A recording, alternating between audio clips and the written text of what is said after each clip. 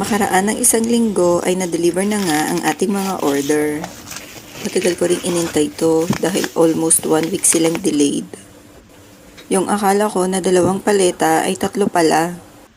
At habang busy kami ni Mama Glenn mag-ayos ng mga order, bigla kami naka-receive ng notification na may bago na naman parating na delivery. Agad-agad kaming nag-stop right now dahil kailangang unahin ang delivery na to. Isa-isa kasi naming binababa yung mga bus galing sa truck. Ang swerte ni baby boy kasi 2 yung kargador niya, di ba? Na-stretch ng husto yung mga muscles namin. Alam ko marami ang masaya sa delivery na to. Akalain mo, ngayon lang ako naka-receive ng notification or messages everyday na nagtatanong kung kailan magkakaroon ng balayan.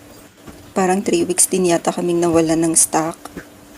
Ramdam ko yung lungkot ng mga pumupunta sa tindahan para lang bumili ng balayan. Kaso wala akong maibigay kasi nga wala kaming stock.